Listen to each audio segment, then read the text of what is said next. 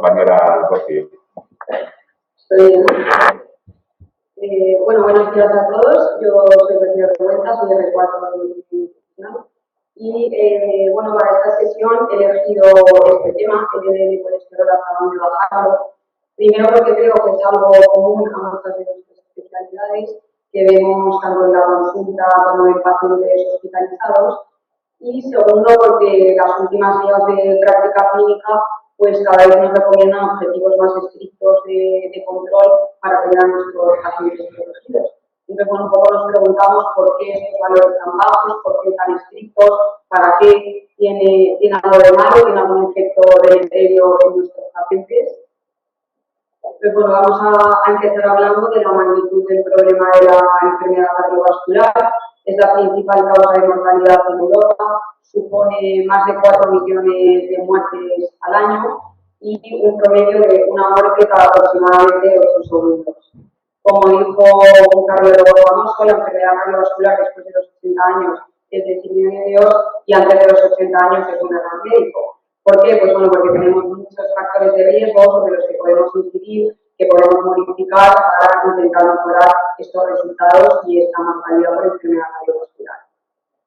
¿Y cómo estamos en España? Pues en España un poco va por oleadas. Quizá la tendencia última es a ir aumentando ligeramente, porque también los factores de riesgo que lo precipitan van en aumento, la obesidad, la diabetes, el control de los lípidos. Como decíamos, hay factores de riesgo cardiovasculares que no vamos a poder modificar, como es la edad o la genética de nuestros pacientes, pero hay otros factores que sí que vamos a poder modificar, que son evitables, y se han hecho muchos estudios acerca de esto. Aquí os pongo un ejemplo en población española en el que se atribuyó un riesgo a cada uno de los factores de riesgo cardiovascular en cuanto al desarrollo de la enfermedad cardiovascular.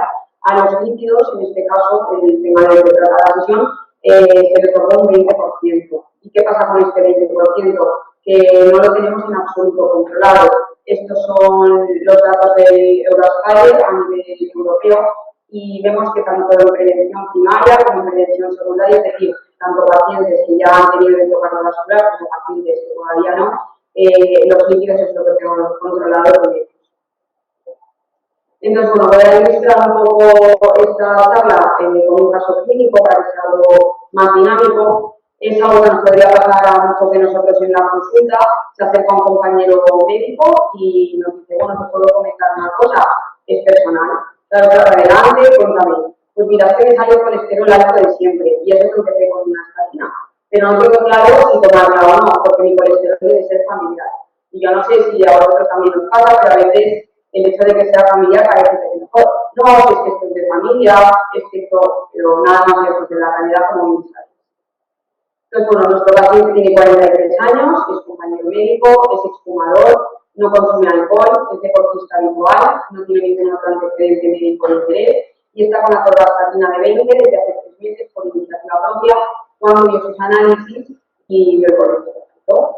Entonces, bueno, ¿qué es lo que echáis de menos aquí? Lo que falta, lo que es necesario, lo que siempre hay que preguntar, los antecedentes familiares. Es fundamental para evaluar el riesgo cardiovascular de nuestro paciente contar con los antecedentes familiares. En este caso, tiene un padre todavía vivo, que tuvo un infarto con el miocardio con 51 años.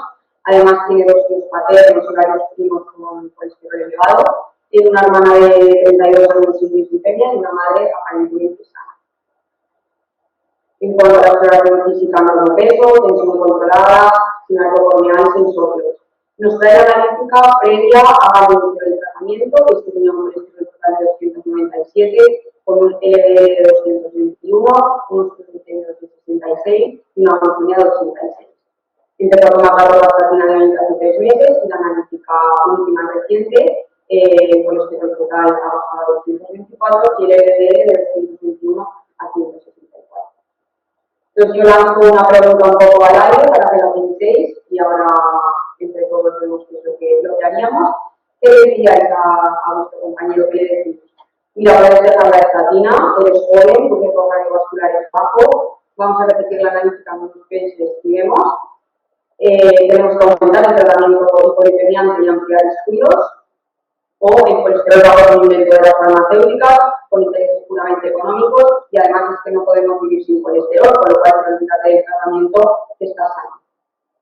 Pues como espero que todos estéis pensando, hay que aumentar, hay que intensificar el tratamiento hipolipemiante de nuestro paciente y ampliar estudios. El LDL no es solo un factor de riesgo, sino que también es un factor causal de la enfermedad aterosclerótica. Por supuesto, es un proceso muy complejo en el que no solo interviene el LDL, pero sí que es verdad que son partículas lo suficientemente pequeñas como para penetrar en la íntima arterial y aquí es donde se van a oxidar.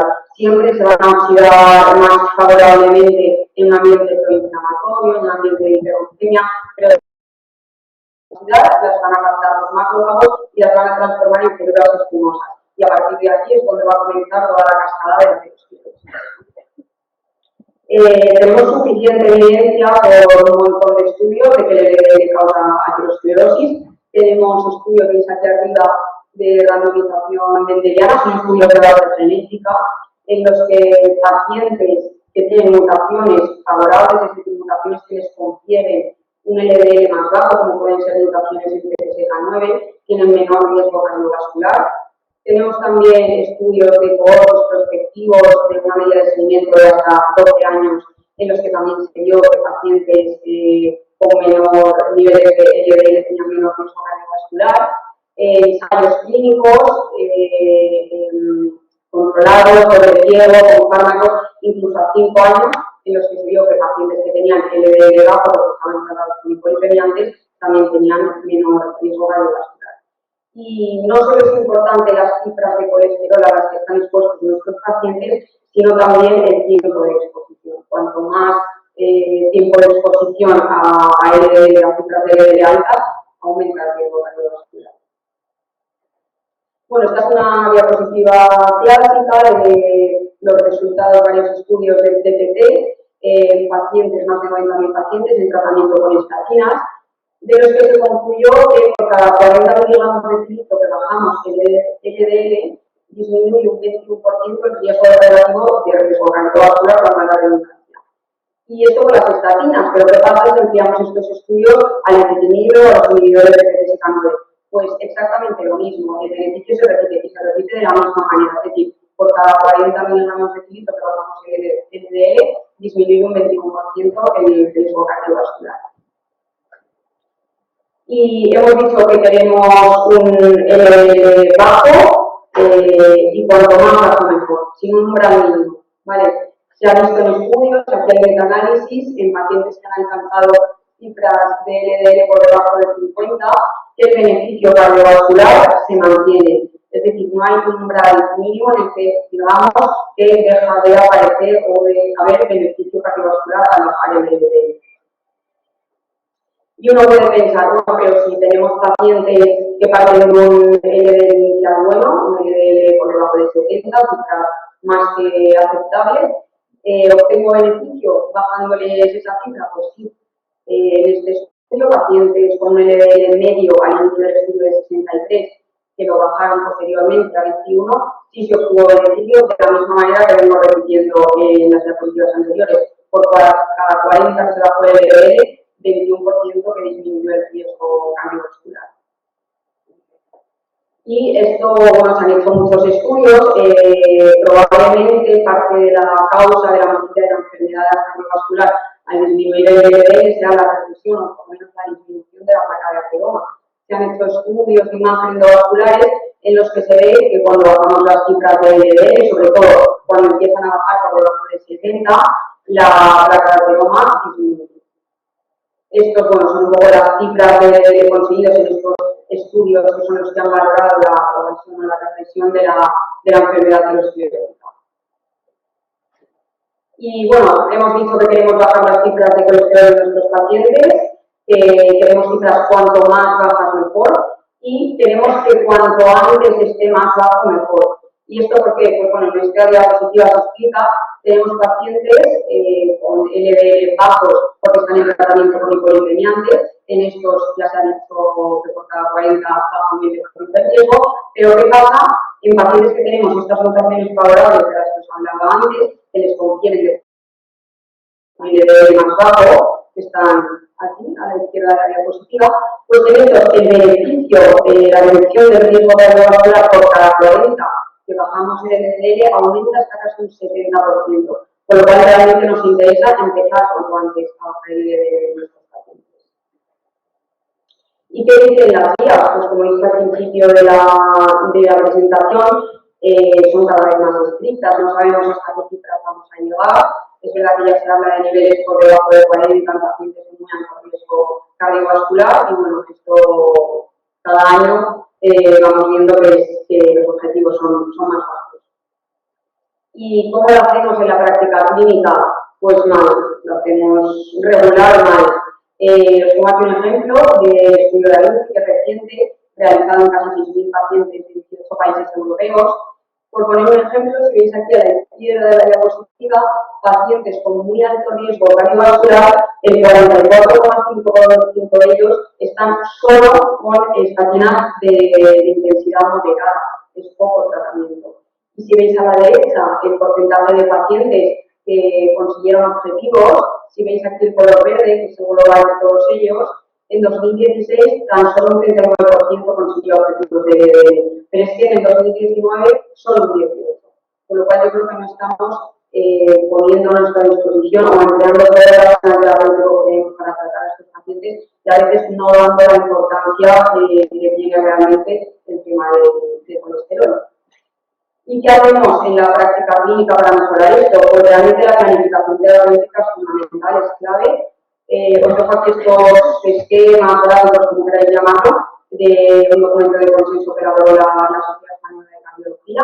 Está ordenada por colores y en función del porcentaje que queramos reducir el LDL de nuestro paciente, recomienda una u otra terapia. Además son guías bastante actualizadas, han incluido, como veis aquí, el ácido bempedoico, que es un nuevo hipolipemiante oral, que todavía no ha conseguido la financiación, pero bueno, esperemos que próximamente. Actúa un paso previo a lo que hacen las estatinas y lo que hace es disminuir el flujo total de LDL. Y se ha visto que en combinación con ezetimibe disminuye aproximadamente un 38% las cifras de LDL y en monoterapia entre un 15 y un 20%.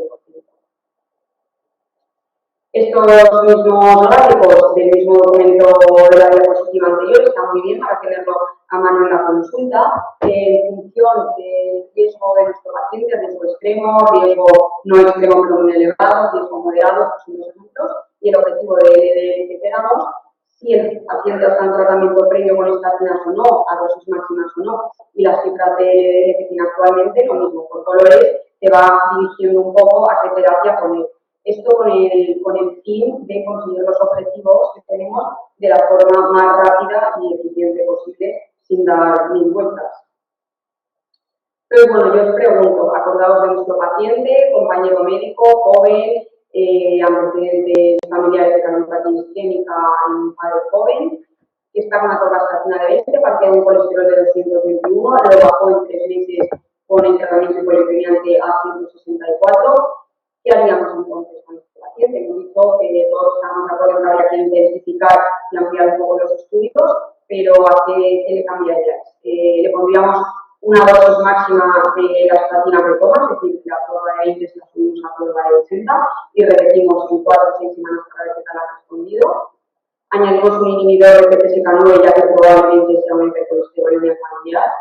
Cambiamos la atorvastatina de 20 por un tratamiento combinado con una estatina de alta potencia y ezetimibe, o añadimos nutracéuticos y esteroides vegetales. Los nutracéuticos son un acrónimo de nutrición farmacéuticos y son los alimentos o partes de alimentos que en teoría tienen algún beneficio para la salud. ¿Qué es lo que pensaríais? Pues bueno, en este caso habría que cambiar el tratamiento por una estatina de alta potencia y ezetimibe. Vamos a ver. Volvemos a nuestro caso, ¿cuándo tenemos que sospechar una hipercolesterolemia familiar? Pues en caso de que venga un paciente a la consulta con un LDL por encima de 220 y al menos uno de los siguientes criterios, familiares con cifras de LDL también elevadas, presencia de enfermedad coronaria con una cura en el propio paciente con familiares de primer grado, síntomas en el paciente o también en familiares de primer grado, o a veces sabemos que es difícil conseguir estos antecedentes familiares o el paciente no lo tiene muy claro, entonces, bueno, sospecharlo si el LDL está por encima de 300. En nuestro caso, el paciente, nuestro compañero, tenía un LDL inicial por encima de 220 y tenía su padre con un antecedente de enfermedad coronaria prematura de los 50 años. En cuanto al diagnóstico clínico, nos basamos en los criterios de la red de clínica de lípidos de Holanda, que incluyen, tienen en cuenta la historia familiar, los antecedentes personales, el examen físico, los valores de laboratorio de LDL y, por supuesto, si lo tenemos, pues el análisis genético. En este caso, solo con los datos que os he dado, nuestro paciente tendría 4 puntos. Tendría un punto por la historia familiar y 3 puntos por los valores de LDL. ¿Qué hicimos? Tenemos el estudio genético y efectivamente fue positivo, el portador de heterozigos para una mutación en el receptor de LDL. Entonces, llegados a este punto, pensad si pediríais algo más en relación con el metabolismo empírico, con todos estos estudios que estamos haciendo. Pues bueno, no estaría más pedir una lipoproteína, ¿vale? Una vez en la vida, al menos a estos pacientes, sí sería recomendable. Se ha visto que la lipoproteína elevada, que en este caso está elevada, por encima de 50, consideramos que está elevada, en este caso muy elevada. La lipoproteína alta se ha visto que es un factor de riesgo cardiovascular añadido. Entonces, bueno, tenemos a nuestro paciente con una hipercolesterolemia familiar ya diagnosticada, joven, sin ningún otro factor de riesgo cardiovascular mayor en el momento actual. Le clasificamos como un paciente de alto riesgo y queremos conseguir unas cifras de LDL por debajo de 70. Ya os adelanto que cambiándole una estatina de 20 a una estatina de 80, bajando colesterol de 164 a por debajo de 70, no lo vamos a conseguir. Entonces nos vamos a nuestra tablita y es un paciente que tenemos un objetivo por debajo de 70, que ha estado en tratamiento previo con estatinas, que no era dosis máxima, estaba dosis de 20 y que el LDL actual está por encima de 130, está en 161. Con lo cual nos iríamos a la tablita roja, que es lo que recomienda el tratamiento combinado. Y eso fue lo que hicimos.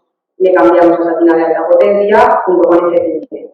En azul está la analítica previa y tras el tratamiento con fluvastatina de 20 y ezetimibe viene a la revisión y ha bajado el LDL de 164 a 88.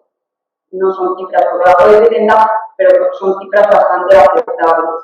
Es verdad que, aunque sea una hipercolesterolemia familiar, con esas cifras de LDL por debajo de 100, no nos aprobarían un inhibidor de PCSK9, entonces, bueno, no es el objetivo de seguir trabajando.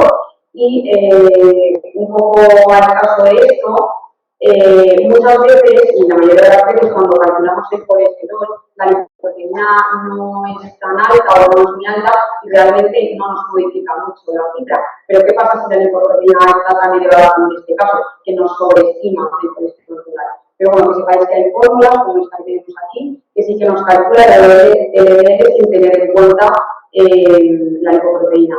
Y en este caso lo hicimos en este paciente y realmente el LDL, sin tener en cuenta la lipoproteína A, era de 44, no de 88, con lo cual estaríamos en objetivos.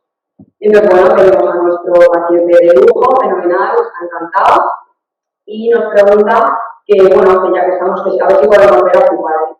Como no viene mal de consulta. El padre tiene 71 años, es hipertenso, una glucemia basal alterada, es exfumador, tuvo, como ya os he dicho, un síndrome coronario agudo en 2002 a los 51 años y está en tratamiento y aparente con cumplimiento con atorvastatina de 20-40, ezetimibe de 10, suadillos, antes-sartán y softol. Le pedimos una analítica y ya pues vamos con todo, le pedimos todo lo que hemos hecho con el hijo.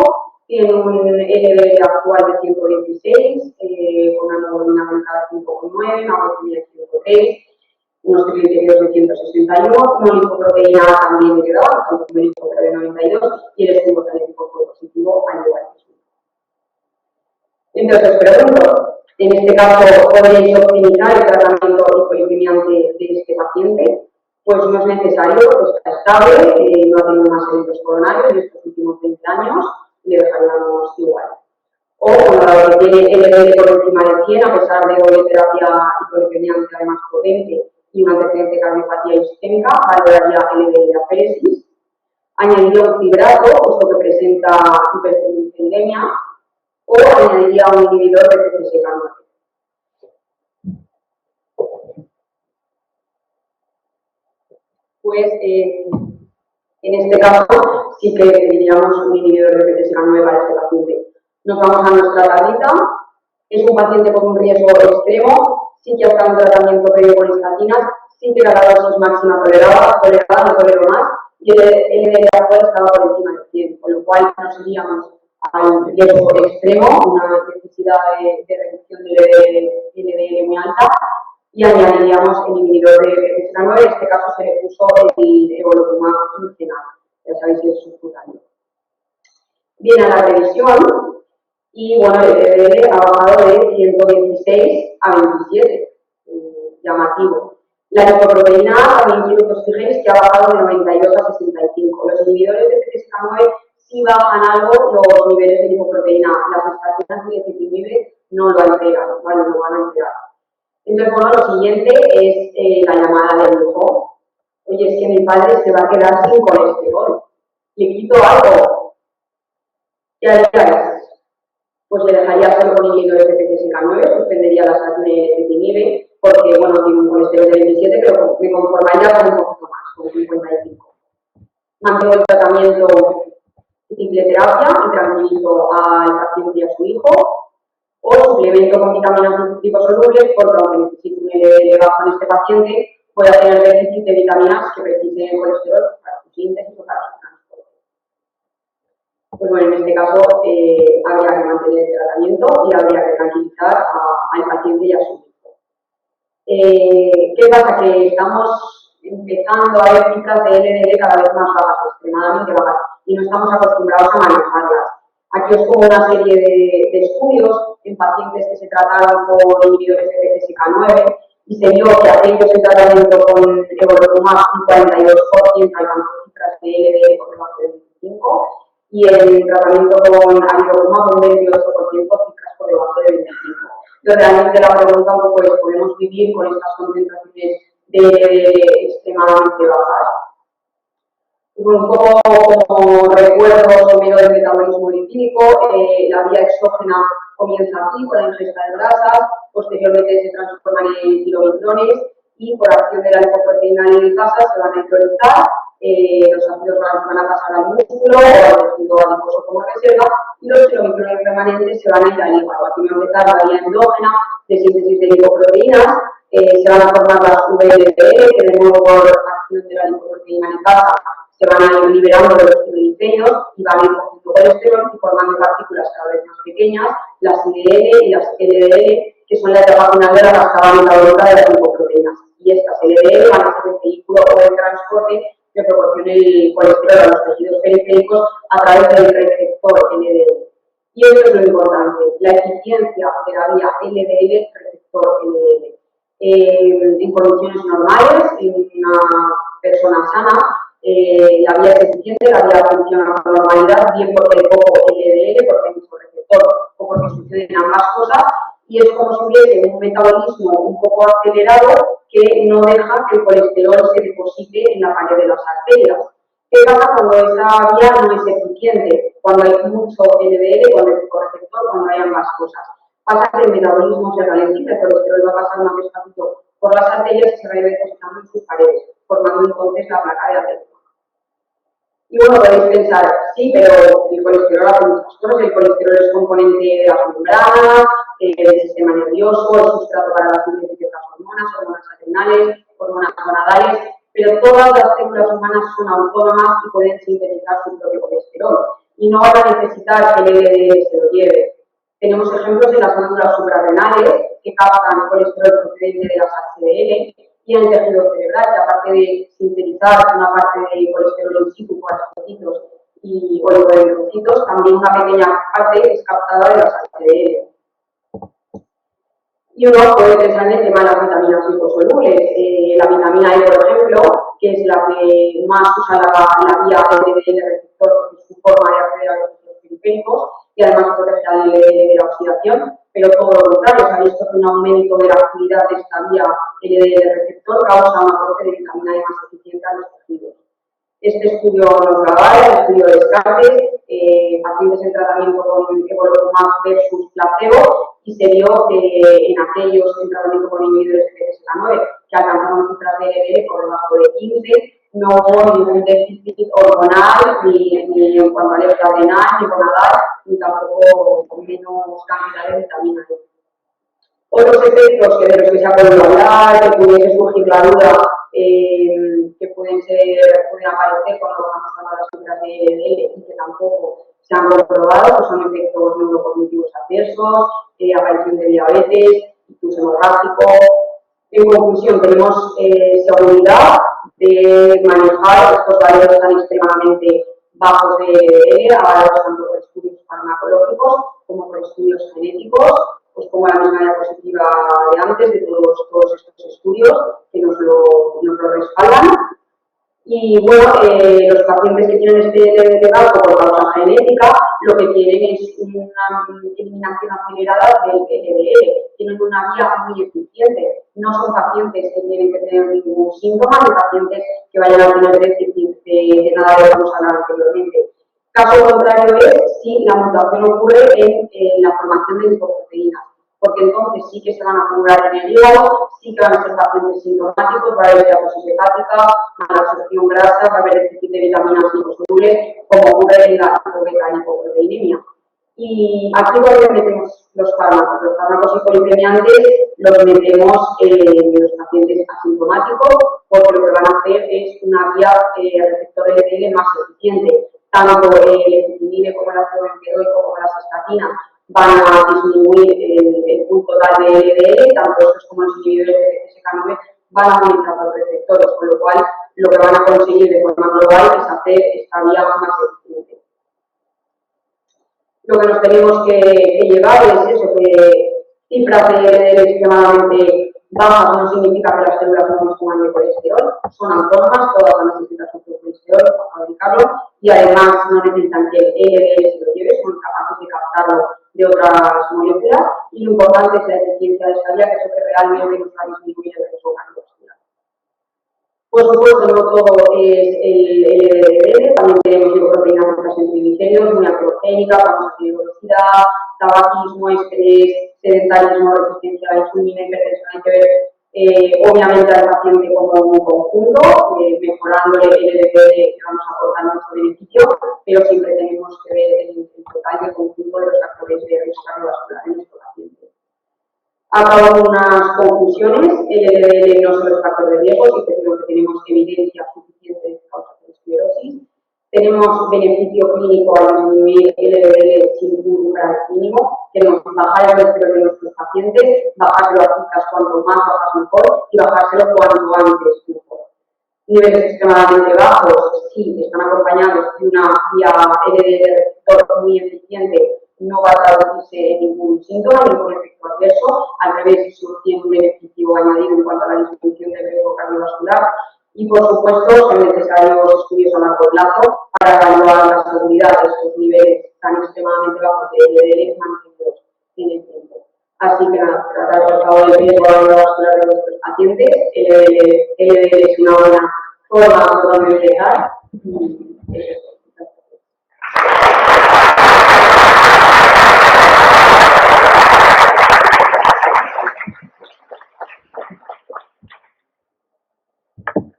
Muchas gracias. ¿Alguna pregunta? ¿Una consulta? ¿No? Hemos terminado de ver.